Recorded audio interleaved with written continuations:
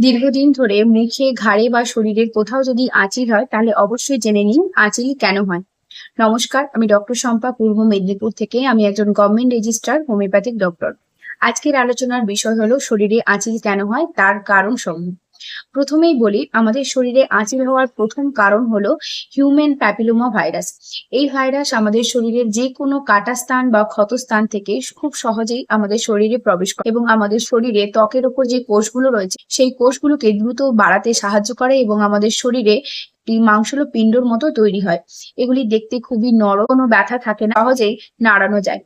এই আঁচিলগুলো আমাদের শরীরে এই ভাইরাসের জন্যই মেনলি তৈরি হয়। এছাড়াও বংশগত এবং হরমোনাল ডিসব্যালেন্সের জন্যও আঁচিল তৈরি হয়। এবার একে একে আলোচনা করব আঁচিল হওয়ার কারণগুলি। প্রথম হলো ভাইরাস সংক্রমণ।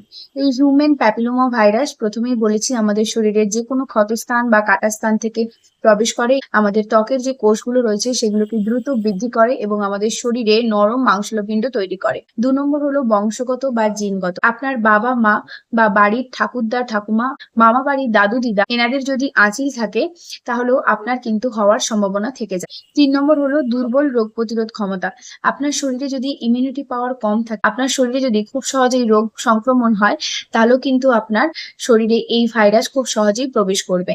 তার থেকেই কিন্তু আপনার শরীরে আঁচিল হবে। যদি আপনার ত্বক একে অপরের সাথে বারে বারে ঘষা লাগে বা কাপড়ের সাথে ঘষা লাগে, সেখান থেকেও কিন্তু নরম আঁচিল তৈরি হয়।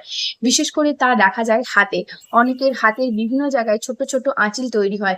এগুলি বারে বারে যে কোনো জিনিস বা ভারী শক্ত জিনিস ঘষা লাগার জন্যই হয় বা হাতে হাতে ঘষা লাগার জন্যও তৈরি হয়। তার সাথে সাথেও ডায়াবেটিস এবং যদি অতিরিক্ত মেদ বা চর্বি আপনার শরীরে থাকে, তখনও কিন্তু অনেক সময় শরীরে আঁচিল দেখা যায়। হোমিওপ্যাথিতে আঁচিল খুব সহজেই সারিয়ে তোলা যায়।